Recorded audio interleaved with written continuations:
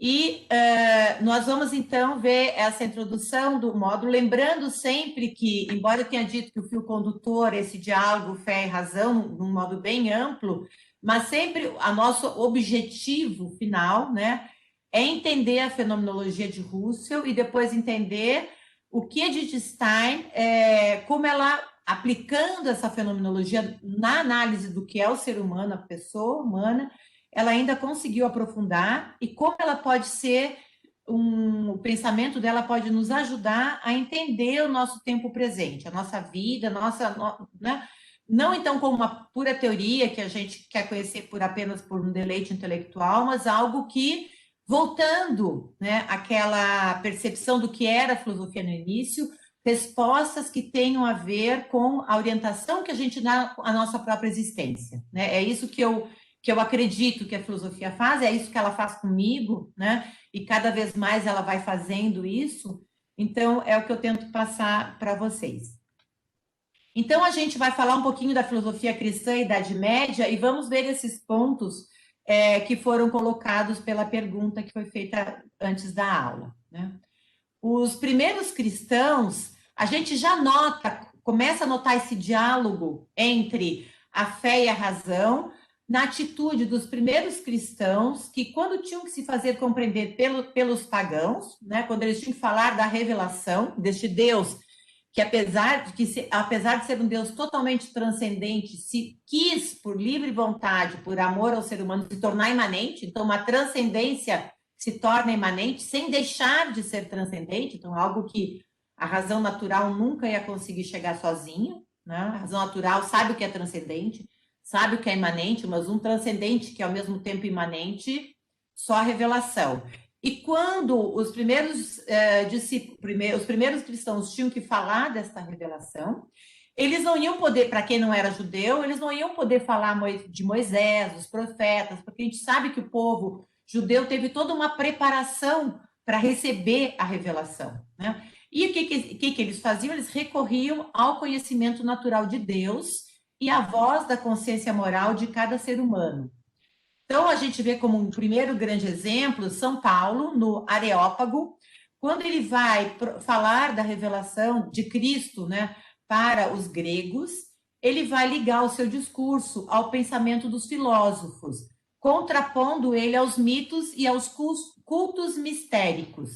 Ele vai dizer para aquelas pessoas que estavam ouvindo na Ágora, que ele tinha encontrado a estátua do Deus desconhecido e que isso mostrava o quanto os gregos tinham uma intuição de que Deus, o transcendente, ele não conseguia ser abarcado por todas as divindades que eles já tinham pensado, né? Aquelas de Homero, de Hesíodo, etc., e que eles intuíam que havia algo acima, né? Vamos lembrar, na aula passada, Sócrates já foi o primeiro a elaborar essa ideia de um princípio superior acima dos deuses.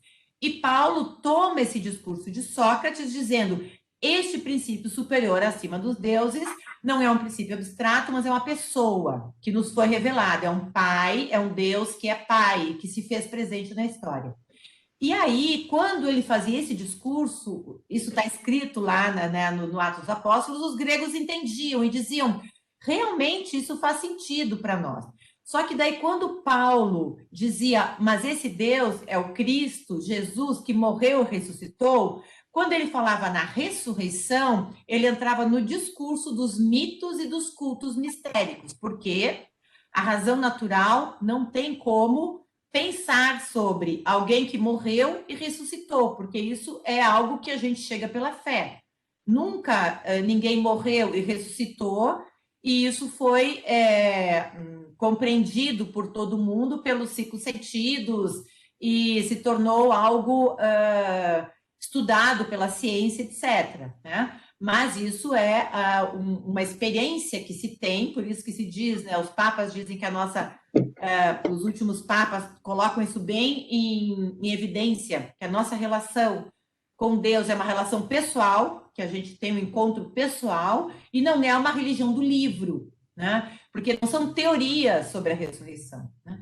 Então, quando Paulo falava da ressurreição, aí os gregos disseram: não queremos mais ouvi-lo aqui. Aqui não é o lugar para falar isso. Então, vejam, eu acho que esse discurso de Paulo já dá para ser uma ótima introdução para aquilo que a gente vai ver, essas dificuldades e virtualidades entre esses primeiros encontros da fé com a razão.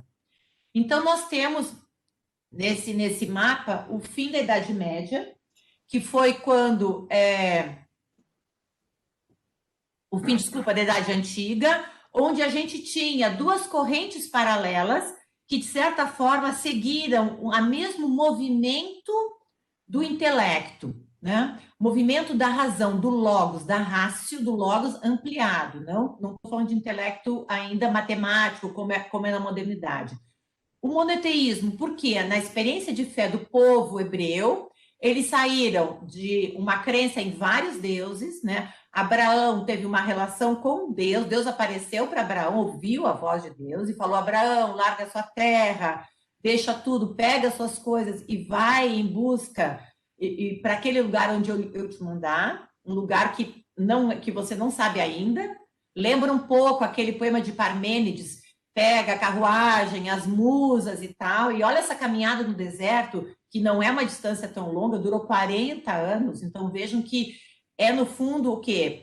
A passagem do politeísmo para um monoteísmo consciente, o monoteísmo de um povo que é consciente de que Deus caminha com eles na história. Diferente dos primeiros monoteísmos, como a gente encontra em muitas religiões, inclusive orientais, né, que depois vai originar um politeísmo, mas esse monoteísmo delas era de um Deus que foi ficando cada vez mais distante.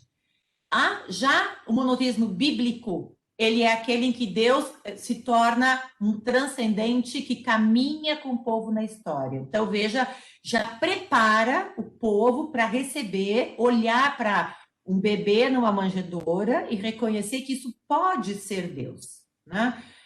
Já se prepara para receber a imanência, Deus como imanente, Deus como um pequeno, pobre, igual a nós. E o logos grego, Sócrates, filósofos da física, os vários elementos do início do mundo, etc. Sócrates, Platão, Aristóteles, a razão se encaminha em direção a um primeiro princípio que não é mais um primeiro princípio da física, mas é um primeiro princípio arquétipo, que não deixa de ser uma transcendência que se chega partindo da imanência. Vejam como eles são paralelos, eles fizeram um caminho parecido. Quando nasce Cristo, e ele se apresenta lá a partir do ano 30, né? Se apresenta como o Filho de Deus e o Deus, né, que revela o Deus que agora está presente, a transcendência presente na imanência, começa esse discurso e essa relação também entre o logos grego e o monoteísmo bíblico. Então, nós vamos ter alguns grandes expoentes, claro que eu vou pensar só alguns, é muito rico esse período, o período da patrística, dos padres da igreja, né?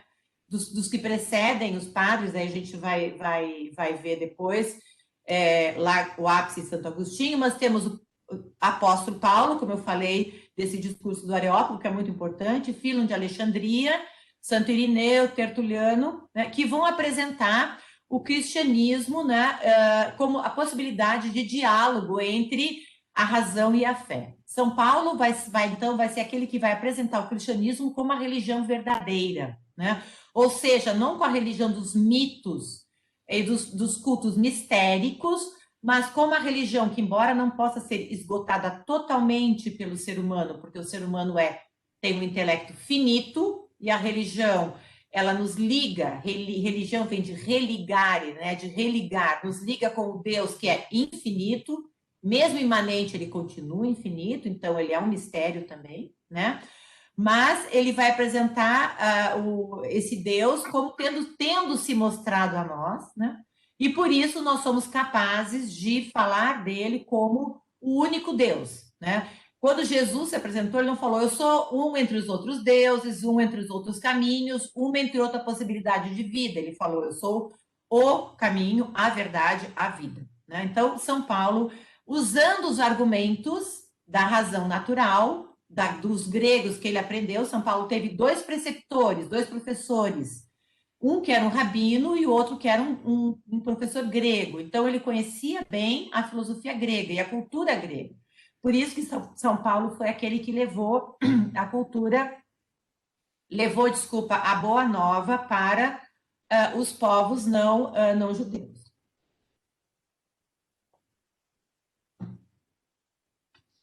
Então, cristianismo e filosofia. O primeiro contato dos cristãos com a filosofia grega foi feito, então, com uma certa reserva, com medo de subordinar a verdade da revelação à interpretação dos filósofos, porque olha só como é um limite tênue. Se primeiro os não judeus entendiam a fé, mas se os cristãos dissessem que a fé, só a compreensão grega era suficiente para se chegar à fé, por que então Deus precisava ter se revelado? E pior ainda, porque ele precisava ter morrido e ressuscitado. E Paulo era aquele mesmo que dizia que se a gente não acreditasse, o cristão que não acredita na ressurreição de Cristo é o mais coitado de todos, porque essa é a base do cristianismo. Então vejam como é complexo esse diálogo. Os cristãos serviam-se da filosofia, mas também procuravam se distinguir dela, por isso que eu acabei de falar. São Paulo e os outros escritores do primeiro século, São Irineu e Tertuliano, mostravam a urgência de anunciar e testemunhar este encontro pessoal com Cristo ressuscitado. Ou seja, não funciona apenas conhecer o cristianismo como uma teoria, como uma gnose. Né? Aí vem das primeiras heresias, as heresias gnósticas.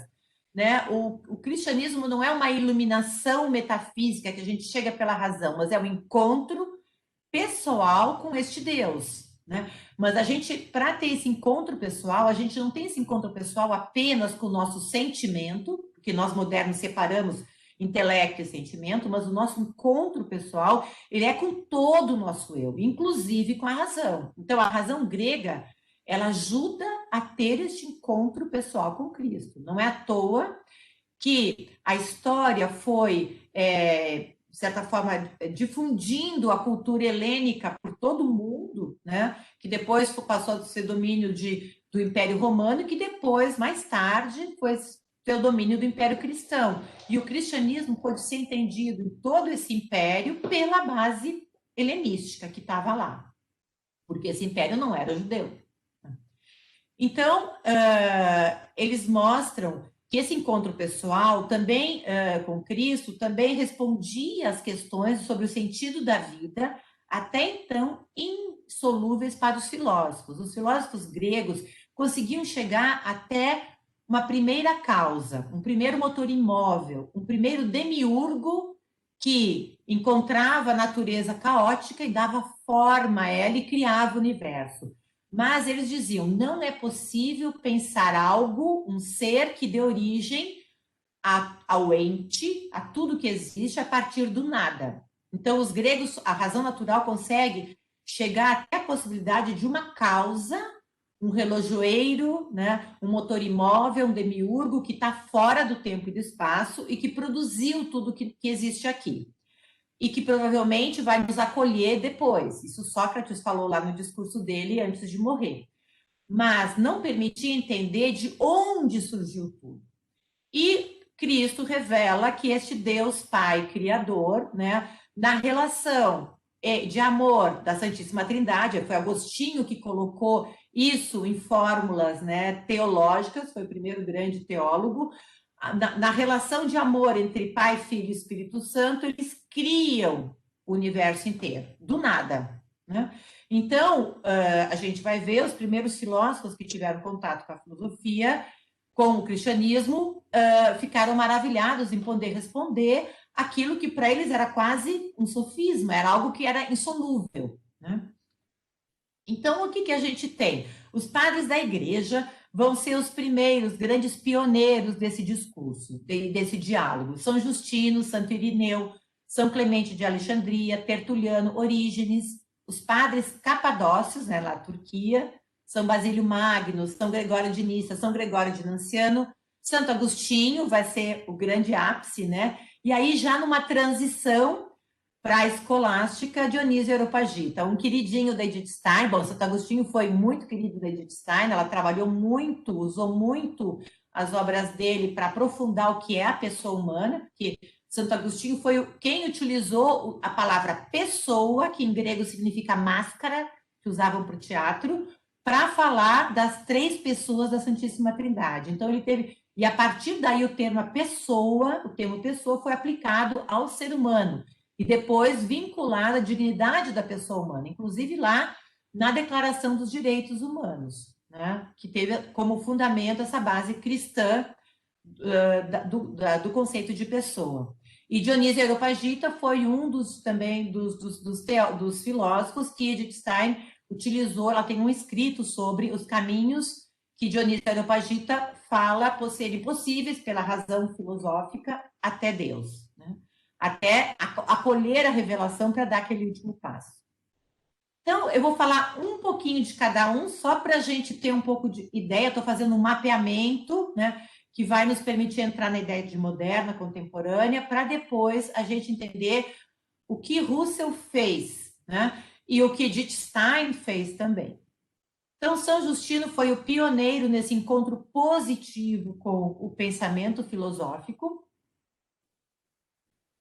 Ele era um filósofo grego e, apesar da grande estima que ele continuava a ter pela filosofia grega, quando ele reconheceu a revelação cristã, ele anunciou que essa era a única filosofia segura e vantajosa, né?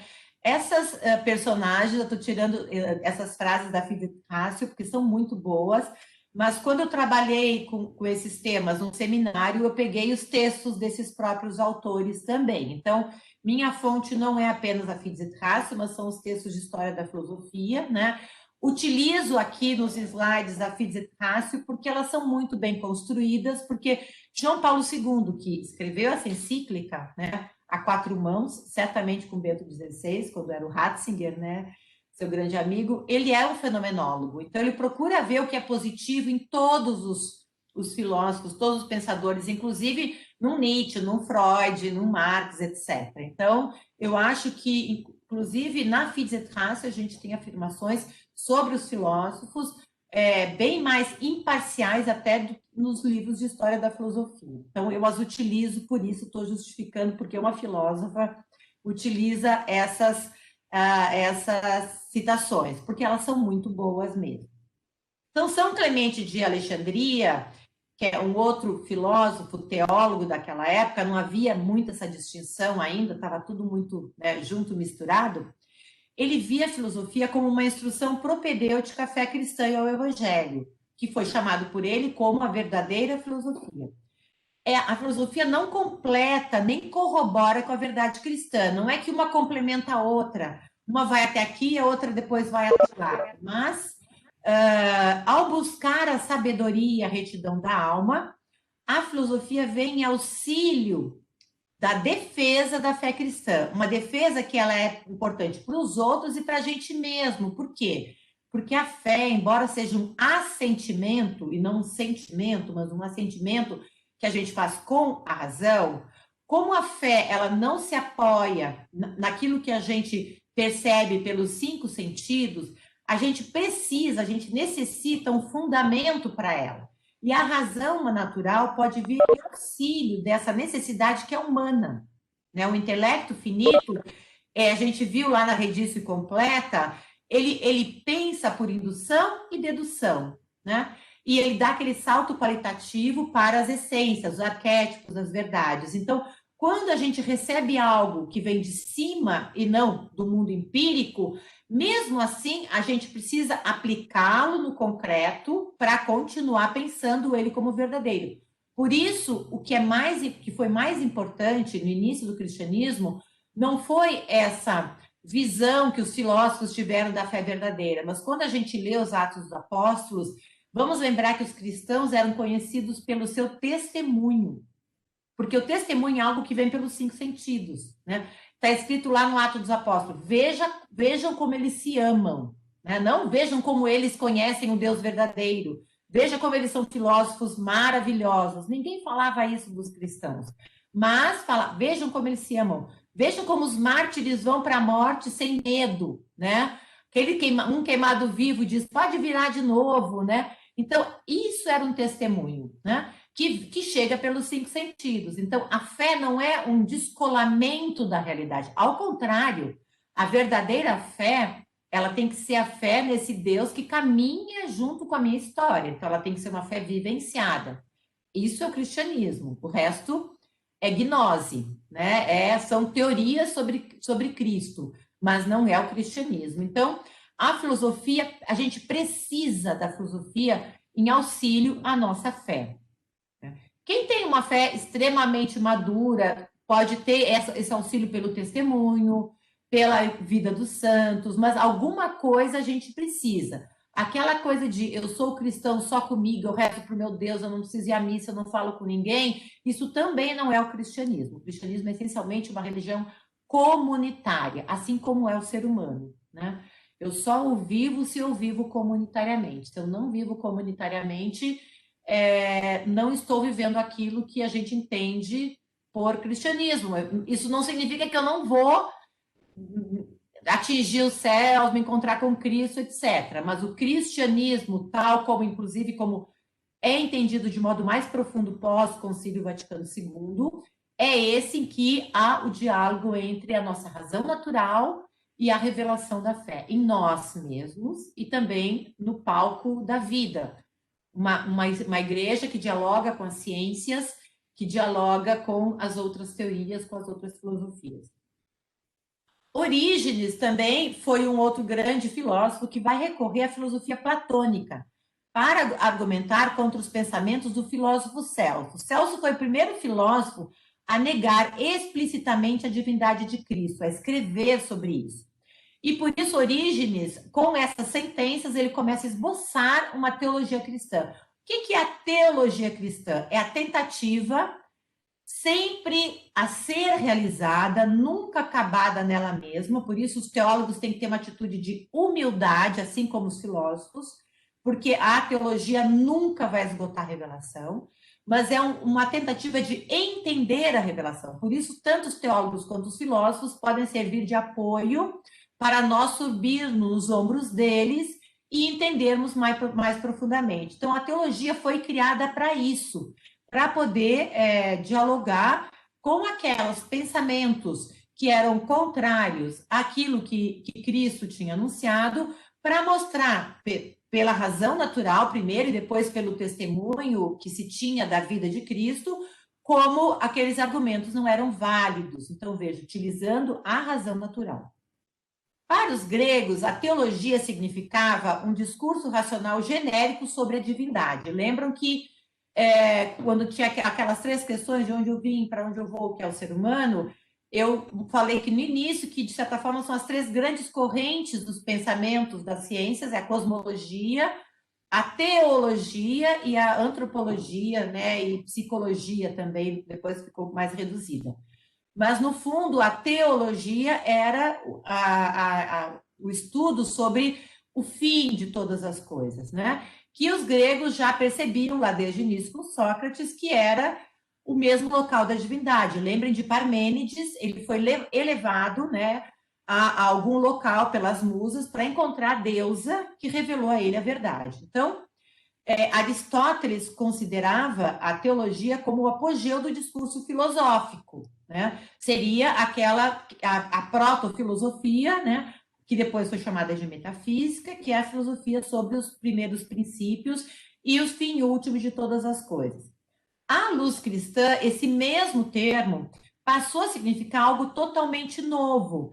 Não um primeiro princípio, uma última causa, inacessível a nós, mas um primeiro princípio, uma última causa que entrou na história por meio de Cristo. Então, ela passa a ser a reflexão que o fiel realiza, mas primeiro ele tem que ter fé. Um teólogo sem fé não faz teologia. Então, ela pressupõe o encontro pessoal com Cristo. A teologia é um segundo momento, né? Estudar as várias religiões é ser um cientista das religiões, não é ser um teólogo. Então, um teólogo que não tem um encontro pessoal com Cristo é um falso teólogo, né? Então, ela pressupõe uma reflexão que o fiel, aquele que fez a experiência, realiza, para exprimir a verdadeira doutrina acerca de Deus. Este, então, que foi chamado de um pensamento cristão novo, servia-se da filosofia, mas distinguia-se nitidamente dela. Nós temos, então, os padres da igreja, a relação dos padres da igreja com o platonismo, com Platão. Os padres capadócios, Dionísio Areopagita e particularmente Santo Agostinho, que é o ápice dessa primeira fase do diálogo fé e razão, e a primeira fase do cristianismo, que a gente chama de patrística, né? Mas que depois vai ser repensada pelos filósofos que seguem, e vai fazer parte também do que a gente vai chamar depois de escolástica, né? Então, os padres, especialmente Santo Agostinho, eles tiveram uma grande influência naquilo que a gente chama de cristianização do pensamento platônico, especialmente em conceitos como a imortalidade da alma, a divinização do homem e a origem do mal. Lembram que eu falei muito por cima daquele mito da caverna? Pensem como aquele mito da caverna pôde ser aprofundado com a revelação cristã. Então, cristianização de Platão não significa fazer um corta, copia e cola, né? E colocar o pensamento de Platão, misturar, né, junto com o pensamento cristão. Não. É pensar o que Platão diria com aquelas categorias lógicas que ele tinha, com aquelas ferramentas que ele tinha, né? Não só lógicas, mas míticas também, o mito da caverna que ele usava para explicar a origem das ideias e a educação, a formação do ser humano. O que ele pensaria se ele vivesse naquele momento de Agostinho, Dionísio Areopagita, os padres capadócios, né? O que ele pensaria a respeito de tudo aquilo que ele falou. E nós temos um autor que também, de certa forma, era um fenomenólogo, que é Etienne Gilson, que é um livro que eu também utilizo para falar sobre ele. Tem um livro muito bacana sobre o pensamento medieval. Ele, inclusive, conheceu Edith Stein. Ele era um estudioso de Santo Tomás, né? E foi uma corrente que se contrapôs a uma corrente que fazia de Tomás um corta-copia e cola, e de uma tradição que se opunha a esse diálogo com a filosofia, que teve isso na época de Russell, né? E Etienne Gilson, assim como Edith Stein, foram daqueles filósofos que foram não ler os manuais dos comentadores sobre Tomás, mas foram ler o próprio texto de Tomás, e viram o que Tomás falaria se vivesse naquela época. Então, na época moderna já. Então, Etienne Gilson vai explicar o que seria essa cristianização. Ele diz assim: os padres da igreja e os filósofos da Idade Média, então, aquilo que os padres da igreja fizeram com Platão, Tomás e os filósofos da Idade Média vão fazer com Aristóteles e com todos os anteriores. Partindo de Platão e Aristóteles para submetê-los a um aprofundamento que não estava previsto. Então, o que eles fizeram? Eles partiram deles para submetê-los a um aprofundamento que tinha a ver com aquilo que eles estavam vivendo no tempo presente. Não é pegar um filósofo e tirá-lo do contexto, porque eu falei isso para vocês desde o início da aula anterior. A filosofia tem que pensar o seu filósofo no seu contexto, para depois entender o que é essencial dele e como aquilo que é essencial dele pode falar no nosso contexto. Isso é fazer filosofia, né? O resto é montar ideologias, não fazer filosofia. A filosofia tem que estar estritamente vinculada com a observação da natureza e com a história, dialogando com as ciências e dialogando com aquilo que se está vivendo no tempo presente.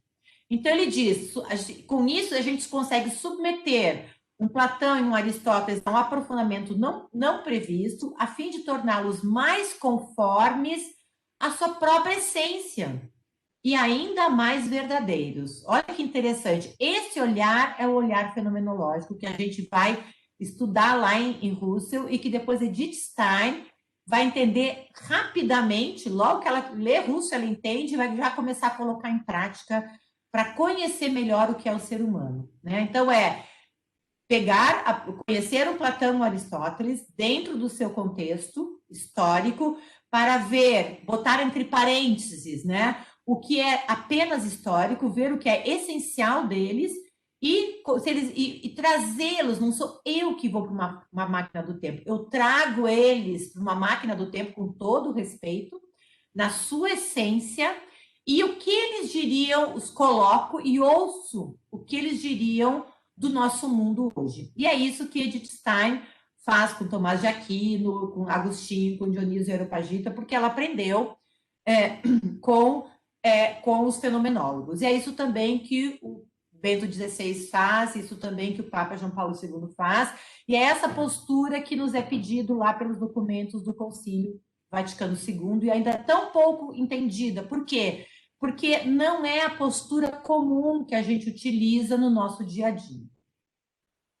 Vamos lá para Agostinho. Agostinho tinha passado por várias escolas filosóficas, especialmente pelos maniqueístas, que acreditavam que havia um Deus do bem, um Deus do mal, sempre numa disputa, numa contraposição ao longo da história. Até lembro um pouco a dialética marxista, né? Aquela contraposição, a luta de classe, não, tinha a luta entre dois deuses, e os seres humanos, eles não tinham liberdade, eles eram manipulados por esses deuses. Então, Agostinho não se satisfez com isso, porque para ele a liberdade era muito importante. Ele intuía isso como algo muito importante para ele. Depois ele também foi estudar com os neoplatônicos. Neoplatônicos são aqueles que fazem corta, copia, cola, sem pensar na essência do platonismo, porque Agostinho vai se contrapor a eles. Edith Stein também vai aprender como ler os autores os autores cristãos. Ela vai partir de Agostinho, né? Vai ser dos primeiros textos que ela vai ler. E Agostinho faz isso, ele vai ser um platônico, mas não um neoplatônico. Ao contrário, ele vai usar o pensamento de Platão para mostrar que os neoplatônicos estão errados. Ele tinha se desiludido e acabou tendo contato com a fé cristã, graças às orações e choros imensos da sua mãe Santa Mônica, que comemoramos hoje. Agostinho conheceu o cristianismo e também teve essa experiência parecida com a dos gregos, né? De encontrar um pensamento que dava as respostas, especialmente à questão da liberdade humana. Ele vai elaborar, então, a primeira síntese do pensamento filosófico e teológico, confluindo as correntes do pensamento grego e latino. Então, aquilo que a gente viu lá, né, com aquela divisão, com as causas, né, que Aristóteles fez com os filósofos gregos, Agostinho vai fazer com o pensamento filosófico e teológico, desde o tempo lá dos gregos, etc., desde o tempo dos romanos, ele vai trabalhar também, antes do cristianismo, desde o tempo lá do judaísmo, né, até chegar ao tempo dele. E para ele, a grande unidade do saber, fundamentada no pensamento bíblico, é confirmada e sustentada pela profundidade do pensamento especulativo, ou seja, pela razão natural. Ele não vê uma incongruência, uma contraposição entre o que a filosofia diz e a teologia diz. Ele só percebe que a teologia tem um objeto, tem um método próprio, a filosofia tem um objeto e um método próprio. As duas são feitas pelo ser humano, mas é o ser humano que olha para coisas distintas, só que ao olhar para essas coisas distintas, o ser humano olha para si mesmo, tanto pela filosofia quanto pela teologia. Na filosofia, ele se olha enquanto imanente e vê toda a possibilidade da razão natural, enquanto teologia, ele se percebe como imagem e semelhança de Deus transcendente, tendo recebido o carimbo, né, a marca, vamos dizer assim, da transcendência em si, sendo capaz de intuir as ideias, as essências, que é uma operação lógica qualitativa que não vem da capacidade quantitativa de nomear ao, não ao, mas é algo que a gente nasce com, e a teologia mostra que essa capacidade nos é dada por Deus. Então, vejam como um pode ajudar o outro.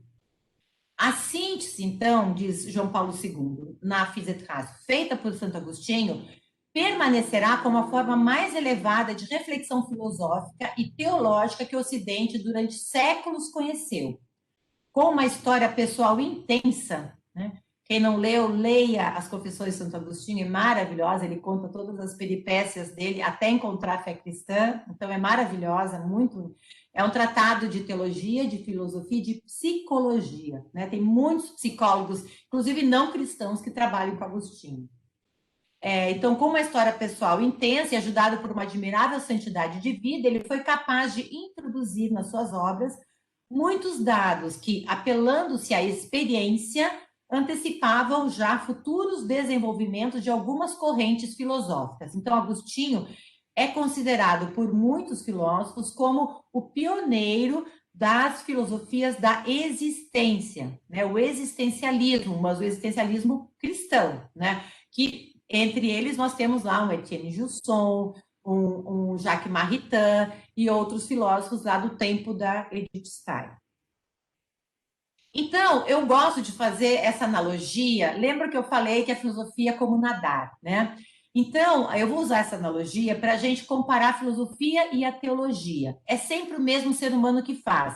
Só que a filosofia, a gente nada onde dá pé. Apesar de nadar onde dá pé, né? Que é pela razão natural, a gente sabe que precisa de um aprendizado, precisa de um desenvolvimento, não é algo, é natural ao ser humano, mas não é natural, especialmente quando a gente já é adulto, especialmente se a gente tem medo d'água, e que quando a gente cair pela primeira vez vai ser angustiante, a gente vai nadar cachorrinho.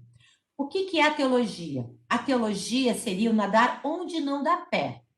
Então, da mesma forma que a filosofia é natural, vejam, as crianças naturalmente, né, elas têm essa tendência de pensar em Deus, falar de Deus, dos anjos, etc. Há, inclusive, crianças que não tiveram contato com uma cultura religiosa, essa ideia daquilo que é que está acima, né, de algo que é meio fantasioso, mas é porque tem essa, né? Deus, como diz Tomás de Aquino, ele vai explicar isso dizendo que Deus que nos criou foi o Deus que se revelou. Então, ele já nos criou, ele fez a nossa forma, né, ou a nossa forma, de modo que a gente já tivesse essa intuição, não só das essências, mas também da essência de um Deus transcendente que pode se aproximar de nós, né? Então, aquilo que a gente intui quando é criança, a revelação, né? Cristo revelou isso para os discípulos, e isso nos permite fazer esses grandes nados, né? Lá no mar e conhecer terras e outras coisas distantes. Então, nós temos exemplos desses grandes nadadores, né? Que é São Justino, Santo Agostinho, São Tomás. Agora, o que acontece? O ser humano não consegue nadar onde não dá pé sempre, porque ele se esgota, né? Nós não somos peixes, nós somos finitos, nós precisamos ir onde dá pé para descansar, para se alimentar. Então, o que são os teólogos para nós? São aquelas equipes de apoio que nos ajudam, né? Quando tem essas grandes competições na água, né? Especialmente nas travessias, nós temos essas equipes que nos ajudam, que dão aquele gel, dão para ajudar as pessoas, para se alimentar, se elas não estão se sentindo bem, bom, espera, né? Se segura lá naquela boinha que está lá atrás. Então, os teólogos, eles têm esse intuito, mas vejam, não há uma contraposição entre nadar onde não dá pé e nadar onde dá pé, porque mesmo a teologia, toda vez que ela tem um grande problema para resolver, ela vai procurar resolver primeiro com as ferramentas da lógica e junto com a hermenêutica, com o estudo da Sagrada Escritura, mas ela não abandona a razão lógica, né? Senão não teríamos teologia. Vejam que teologia, logos vem da razão. Então, a teologia, ela pressupõe e utiliza constantemente a filosofia. Então, o que nós temos na Idade Média, né? Nós temos um momento grande em que cristianismo, fé e razão continuaram nesse diálogo. Nós vamos ver Santo Anselmo, São Tomás de Aquino, que vai dar uma forma sistemática, né, a toda a unidade racional entre fé e razão. Ele vai subir nos ombros de Santo Agostinho e vai pegar não só tudo que Agostinho falou, mas tendo conhecimento de Aristóteles, vai falar um pouco mais, né? Vai ter aquele conhecimento dos pré-socráticos e tudo que até Santo Agostinho não se tinha praticamente, né? Porque Aristóteles retomou, né, ao Ocidente no período lá da Idade Média, então foi um grande conhecimento que o Ocidente teve por meio dos árabes, que haviam copiado, né, Aristóteles, e Tomás de Aquino vai dar essa grande sistematização. Então, na teologia escolástica, então, escolástica vem de escola, né? Porque tanto já lá na patrística, mas especialmente na escolástica, a filosofia, a teologia não era feita sozinha, era feita por um grupo, assim como era no liceu, na academia, né? Nos grupos de filosofia, eram grupos que estudavam e dialogavam entre si para tentar chegar, ver os vários pontos de vista para poder chegar a mais próximo da verdade. Então, nessa teologia escolástica, o impulso da interpretação de Santo Anselmo do intellectus fidei, ou seja, o quanto o próprio intelecto pode auxiliar na fé, vai ampliar ainda mais o papel da razão filosófica, onde a prioridade da fé não faz concorrência à investigação própria da razão. Por quê? A fé requer que o seu objeto seja compreensível com a ajuda da razão. E a razão, no apogeu da sua indagação, admite como necessário aquilo que a fé apresenta. Imaginam se a fé chegar a uma constatação que é contrária à que a razão chega. Então, este Deus que nos criou e se revelou, ou ele é esquizofrênico nele mesmo, né? Ou um Deus malvado, um Deus maligno, né? Que quer nos enganar, um Deus sádico, como Nietzsche gostava de pensar, né? Que fica rindo de ver a dificuldade do ser humano em juntar essas duas coisas, né? Ou ele é isso, ou nós estamos percorrendo de modo errado. Tanto a interpretação da Sagrada Escritura pode acontecer, já aconteceu muitas vezes, né? Quanto a interpretação das ciências, também já aconteceu muitas vezes, né? A ciência muitas vezes tomou algo como verdade depois de pesquisar mais e mais, viu que aquilo não era verdade. Veja a evolução da física, por exemplo, né? Da matemática também, mas especialmente da física, a compreensão do mundo da física, como foi sendo alterada, né? E também a compreensão da Sagrada Escritura foi sendo aprofundada. Então, vejam, as duas podem se ajudar mutuamente. Tomás de Aquino, para ele, a luz da razão e a luz da fé provém de Deus, do mesmo Deus. E por isso não podem se contradizer entre si. Então, isso é algo que eu falava muito quando eu dava aula no seminário para os alunos, para os seminaristas. Não tenham medo de dialogar com as ciências, não tenham medo de dialogar com os cientistas, porque se vocês não estão conseguindo chegar a um ponto de acordo, mas se vocês forem homens, né, e mulheres, né, os cientistas também têm mulheres, ainda, bom, dentro dos teólogos também temos mulheres, né, mas se não, se vocês não chegarem a um acordo, muito provavelmente vocês dois estão errados e vão ter que procurar se aprofundar melhor. Então, só vai ser positivo o discurso entre vocês, né? Uma fé separada da razão, uma razão separada da fé, ela se enfraquece, ela se torna um fideísmo e um racionalismo, né? Uma ideologia. Ela perde o contato, inclusive, com o mundo e com o ser humano. A gente vai ver como isso aconteceu na Idade Moderna. Então, a fé supõe aperfeiçoar a razão que se encontra presa às fraquezas e limitações causadas pela desobediência do pecado. Então, foi esse o modo como os teólogos encontraram para justificar como Deus nos criou perfeitos, olhou para o mundo e falou tudo é bom, né? Mas também nos deu a liberdade, que é a capacidade de dizer não a ele, né? E depois a gente tem uma razão e uma fé que não são perfeitas, né? Uma vontade que não é perfeita. Então, precisamos da ajuda de Deus, né? Da luz do Espírito Santo, etc. Né? Por causa do pecado, porque nós sempre podemos dizer não a Deus. Então, o pecado, não necessariamente a gente precisa se reportar aquele pecado de Adão e Eva, mas a possibilidade que nós temos diariamente de dizer não para aquilo que é belo, bom, justo e verdadeiro. Né? Então, é isso. E por quê? Porque a gente não consegue entender aquilo, o meu belo, como o belo para o outro, e o belo que possa ser um belo universal para todo mundo. Lembro a busca de Platão, de Aristóteles, né? Aquelas ideias que vão nos ajudar a organizar melhor a polis. No fundo, é isso que a gente procura, né? Como melhor organizar a nossa própria vida e a vida da nossa comunidade. Então, ao prestar assentimento aos conteúdos da fé, então veja, não é um sentimento, mas é um assentimento, A razão, é com a razão que a gente presta sentimento, ou a gente pode dizer um consentimento, né? A razão não é anulada nem humilhada, pois ela só os alcança por decisão livre e consciente. É muito bacana, porque Tomás de Aquino, toda vez que ele fala de um argumento difícil, né, teológico, ele diz: isso é feito livremente. Russell vai pegar isso de Tomás, que ele vai estudar com Brentano, ele também vai ver, nós vamos ver no módulo 2, quando ele vai falando para a gente fazer uma abstração maior, para fazer o que ele chama das reduções fenomenológicas, ele diz: o filósofo faz isso com o seu livre, com a decisão de sua livre vontade conscientemente.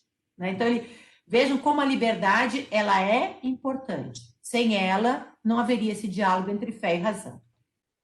Tomás foi visto pela igreja, então, como mestre do pensamento e modelo quanto ao modo de fazer teologia e quanto ao modo de fazer esse diálogo entre os dois.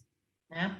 Segundo o Papa Paulo VI, São Tomás possuía um máximo grau de coragem, liberdade e espírito de honestidade intelectual quando enfrentava novos problemas. Ele não admitia a contaminação do cristianismo pela filosofia profana, mas tampouco defendia a rejeição a priorística dela. Vamos primeiro conhecer esse pensamento, mesmo que ele seja contrário à nossa fé, para ver o que tem de verdade nele, o que é bom, o que inclusive ele pode nos iluminar. E por isso ele foi visto como um pioneiro no novo caminho da filosofia e cultura universal. Tomás de Aquino, né, foi aquele que, na Sorbonne, ele deu aula na Sorbonne, ele fazia as suas aulas, que eram abertas, não só para o clero, mas abertas para as pessoas que queriam comparecer, as questões disputadas. Né? Então, ele lia as sentenças dos padres e fazia os comentários. E quando alguém não entendia ou tinha uma crítica, etc., falava, né? Isso era anotado pelos assistentes de Tomás. Depois Tomás recolhia tudo isso, trabalhava, elaborava, e no dia seguinte, ou na semana seguinte, na aula seguinte, ele ia lá e fazia as réplicas. E aí dava direito às tréplicas até que aquela sentença não tivesse mais nenhuma dúvida sobre ela. Aí ela se tornava um conceito teológico, um conceito tido como verdadeiro. Então vejam como a verdade, quando a gente fala os dogmas da igreja são aqueles que passaram por todos esses escrutínios ao longo de vários séculos, com teólogos, com filósofos, com outras pessoas também, para chegar a um ponto em que diziam, realmente, nós que somos pessoas que vivemos nesta fé, não temos mais nenhum argumento contrário. Então, Tomás foi este grande modelo e ainda deve ser um modelo para ser utilizado nas faculdades de teologia, mas não um Tomás de uma tradição que mistura o que ele falou com os comentários sobre ele, com uma reação contra a modernidade que se fez nesses manuais da tradição tomista e não tomasiana, né?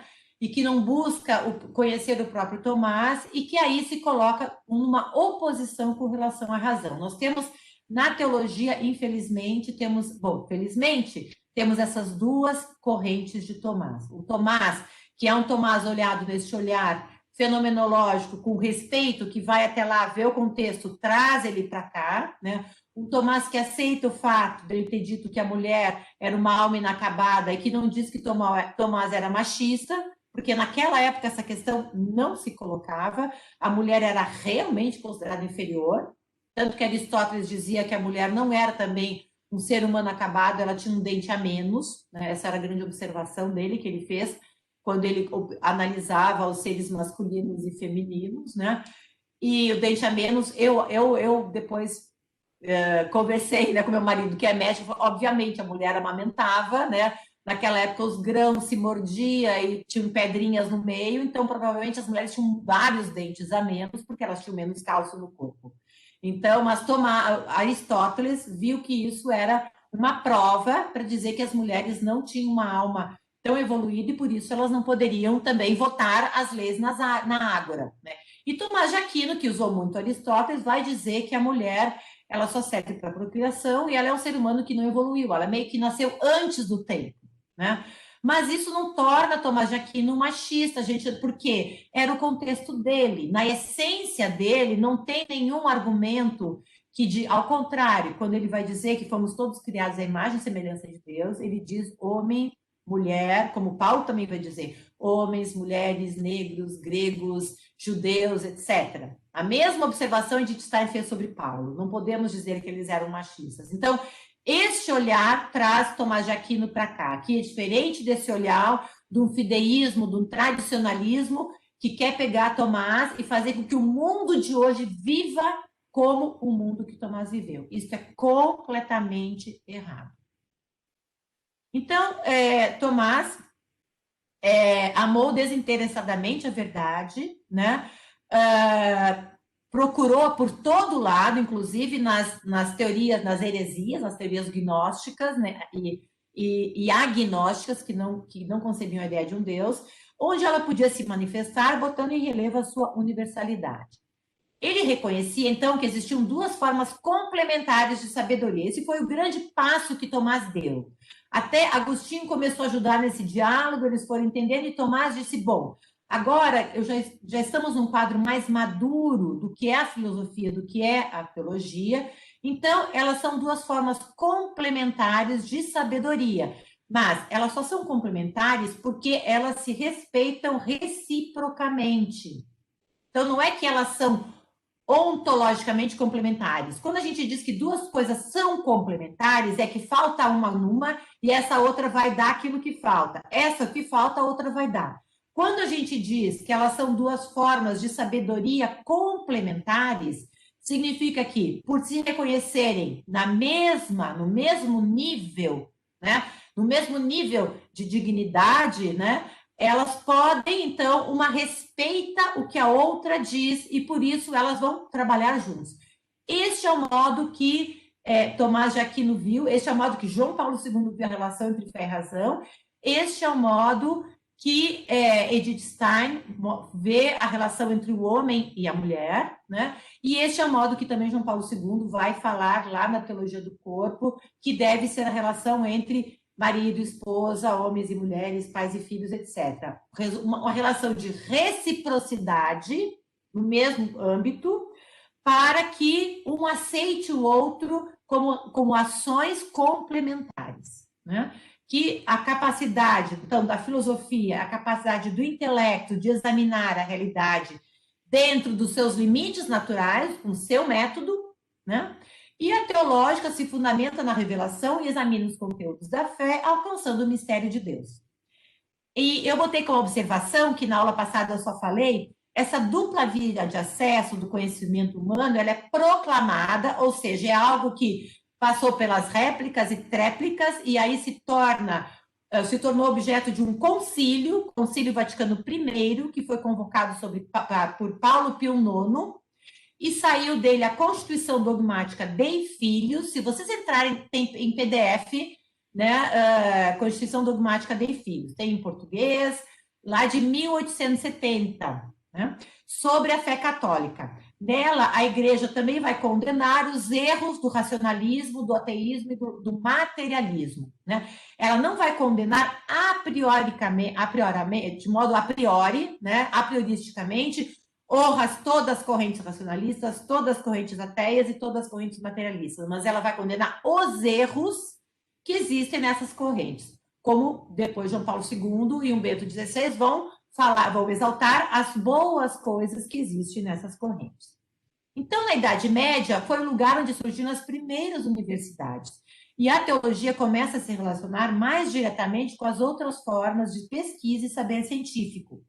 Santo Alberto Magno e Santo Tomás, então, embora admitindo uma ligação orgânica entre filosofia e teologia, o que é uma relação orgânica? Né? É uma relação que não é nem de submissão, nem de dominação. É a relação de um organismo. É a relação que eu tenho dos membros do corpo.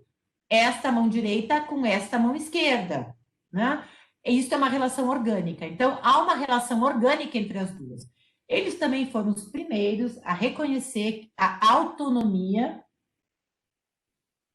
importante e salutar, tanto para a filosofia e para as ciências, quanto para a teologia, que elas precisavam em seus respectivos campos de investigação, propondo o quê? Uma distinção legítima entre esses conhecimentos. Então, vejam, falar da reciprocidade é falar na contraposição, de um modo positivo, não numa contraposição de luta de classes para ver quem ganha, esse é o modo errado de interpretar a dialética, mas uma contraposição como diálogo, que vem lá dos gregos, que é entender que o outro pode propor coisas tão importantes quanto as minhas, mas que são diferentes das minhas, que se contrapõem às minhas, mas que podem me ajudar a ampliar a minha visão de mundo, das coisas, de mim mesmo, né?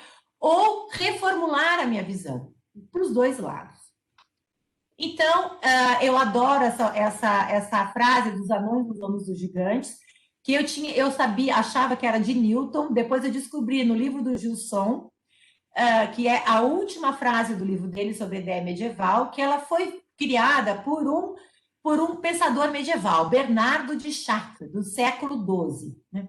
Então, segundo Gilson, os mestres medievais, vejam como eles sabiam que eles não eram gênios, que tinham inventado aquilo sozinho, que não foi uma iluminação metafísica. Eles estudavam horas e horas e horas nos seus textos, nos seus pergaminhos, junto com outras pessoas, trocavam ideias. Então, os mestres medievais, por isso eram mestres, acreditavam que a filosofia e a ciência não podem ser feitas por um só homem, mas progridem pela colaboração das gerações que se sucedem. Por isso a importância de pensar no passado para começar a falar do presente. E não dizer que no presente eu parto de algo totalmente novo que só eu descobri, que vai ser a postura arrogante, né, da filosofia moderna, né, e das ciências modernas também. Claro que tem um porquê isso, que a gente falou, mas vai retomar agora na próxima aula. Então, essas gerações que se sucedem são importantes, cada um se apoiando na precedente para superá-la, mas superá-la de que forma? Então, o Gilson vai colocar a citação de Bernardo de Chartres. Somos como anões nos ombros de gigantes. Anões, grandes gigantes. Vemos as coisas como coisas que os antigos e mais distantes. Vemos mais coisas, desculpa. Nós somos anões nos ombros de gigantes. Vemos mais coisas que os antigos, Aristóteles, Platão, etc., Santo Agostinho, e mais distantes. Mas não é graças nem à acuidade da nossa vista, não é porque nós, medievais, nós fomos nos aprofundando, nosso hardware. Lembra que eu falei na primeira aula? Nosso artefato lógico é o mesmo do Homem das Cavernas. Não é que a gente foi aprofundando e com isso a gente foi conseguindo enxergar mais. Então, nós somos seres superiores aos outros, o que nos permitiria pensar numa raça que será superior a essa, né? Que vai nos superar. Não, nós somos todos iguais.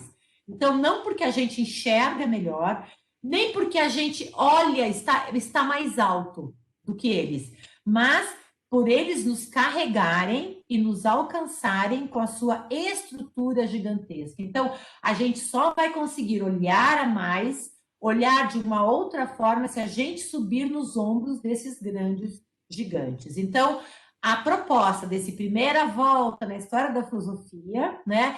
Primeiro, é ensinar para vocês e para mim mesma que a filosofia tem que se ver como esse anão, como humilde, pequena, e que a gente pode subir nos ombros desses gigantes que nos são propiciados pela história. O que aconteceu? Por que isso não foi em frente? Na Baixa Idade Média, século XIII e XIV, pensadores excessivamente racionalistas do lado da razão radicalizaram suas posições, propondo uma filosofia separada e absolutamente autônoma da fé. Então, cada uma olhando para outro lado. A distinção entre teologia e as outras formas de conhecimento transformou-se progressivamente numa nefasta separação, prejudicando tanto a fé quanto a razão. Um só olhou para cima e o outro só olhou para baixo. Lembram daquele desenho de Platão e Aristóteles, lá da escola de Atenas? Um apontando Platão para cima e Aristóteles para baixo. É isso que a filosofia faz, essa complementariedade, por uma reciprocidade, sabendo que a dimensão transcendente e a dimensão imanente as duas são necessárias para o ser humano ser aquilo que ele é, especialmente para ele adquirir conhecimento e passar para os outros. Não só adquirir para si, porque se o ser humano adquirisse só para si, não tivesse esse ímpeto de passar, nós estaríamos ainda nas cavernas, comendo carne crua, se não tivéssemos sido devorados pelos animais, e não teríamos nem inventado, né, fogo, as armas, e não teríamos tido civilização. Mas o ser humano tem esse ímpeto de aprender e tem esse ímpeto de passar isso para os outros. Então, teve essa cisão, que foi uma cisão segunda que aconteceu ao longo da história, a gente vai ver por quê. Alguns começaram a professar uma desconfiança geral, cética ou agnóstica. Gnose é conhecimento e agnóstica é não conhecimento. Uma posição agnóstica significa uma posição que não quer, que diz que não tem nenhuma afirmação para falar sobre a existência ou não de Deus, que ela fica no não saber, porque como ela só acredita naquilo que é ou o pensamento finito da matemática e da física, ou o pensamento empírico dos 5 sentidos, como nem a matemática e a física conseguem explicar Deus, nem os 5 sentidos, então a pessoa prefere permanecer nessa postura agnóstica. Então, é a pessoa que, infelizmente, ainda vive essa cisão do racionalismo e do empirismo na sua própria vida. Então, alguns começam a professar essa desconfiança, quer para reservar mais espaço para a fé, mas um espaço que é um espaço de absoluto, que se contrapõe à razão, para poder dizer o que eu falo está certo, o que você fala está errado, né? Quer para desacreditar qualquer possível referência racional à mesma. Então, o que a gente vê no final da Idade Média? Que as duas saem perdendo, tanto a razão quanto a fé. Eu tenho aqui a bibliografia que eu vou colocar do grupo, mas vocês têm agora, a partir de alguns dias, essa aula vai estar gravada, vocês vão poder olhar de novo, tá? Para ver os textos que eu utilizei